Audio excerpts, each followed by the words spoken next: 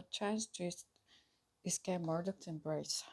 In 2009, I attended a wedding of News International Chief Executive Rebecca Brooke. The ceremony took place by a lake at a country estate. I stood next to TV presenter Piers Morgan, while Paul Deck, Daily Mail editor, was few yards away.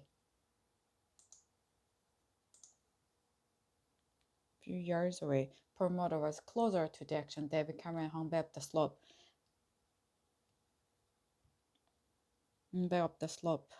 Gordon Brown, then Prime Minister, arrived late with all eyes turning to him as he walked down the lake. At the reception, I had a brief conversation with Mr. Cameron. I said I hoped he would not win the coming election, but that if we did and if we wanted to act to improve political debate and standard in the press, I would support him. For some time, the journalist in me had known that the relationship between politics and the media was not serving the public. But it was my first-hand experience of this developing culture abuse and negativity that convinced me Britain's press and 24-hour news are making more difficult for elected leader to govern. It's got worse, hasn't it? He said. I replied that he would be a much stronger prime minister were he to take office, not feeling he owed anything to the big media groups. At that point, Mr. Murdoch joined us and we changed the subject. Perhaps we should not have done so. That we did, however, illustrated something of the dishonesty at the heart of what are essentially political and commercial relationship. It is not easy to do what Ed Miliband, Labour leader, did last week.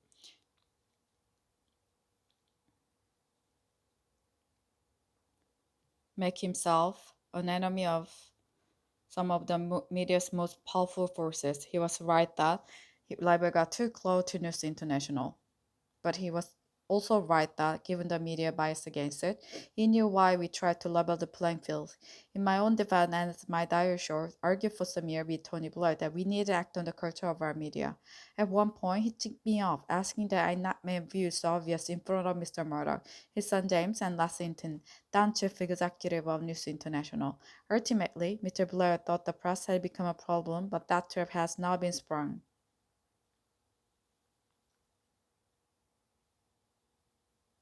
But that trap, given the OR people would not understand or attacking them on, he also thought it would look like revenge for the fact they had turned against us. They had turned against us.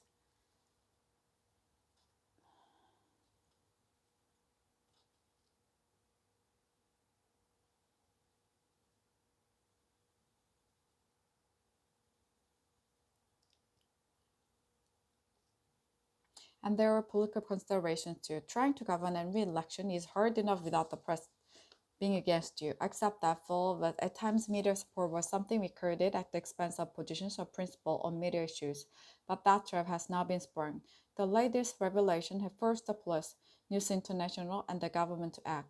The police will now be more vigorous. News International will continue with their kamikaze crisis management, which one day will be studied as a textbook case of how not to do it. But the most important development are the Prime Minister during inquiries into press practices and a new system of regulation.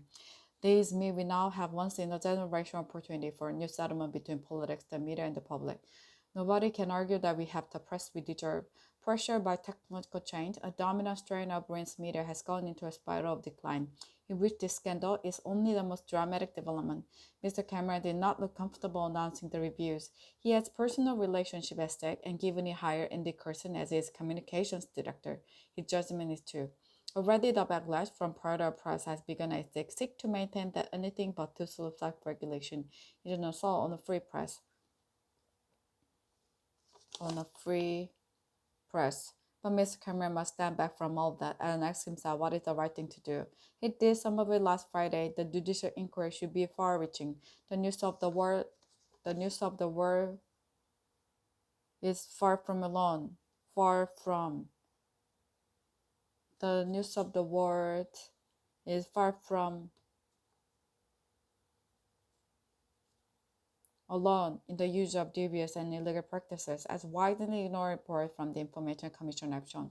Part of Britain's media reminds me of the trade union before Mrs. Thatcher. They feel untouchable. As I say above, Labor could and should have done more to deal with the fear abyss.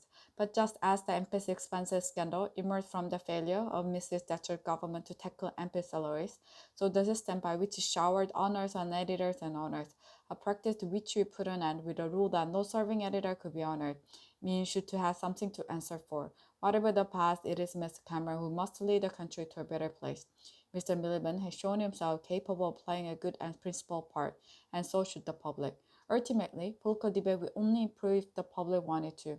If they channel the anger at recent event into an assessment of what kind of paper they read, whether they really want to live on a diet of celebrity, trivia, negativity, and abuse, to coin a phrase, we are all in this together.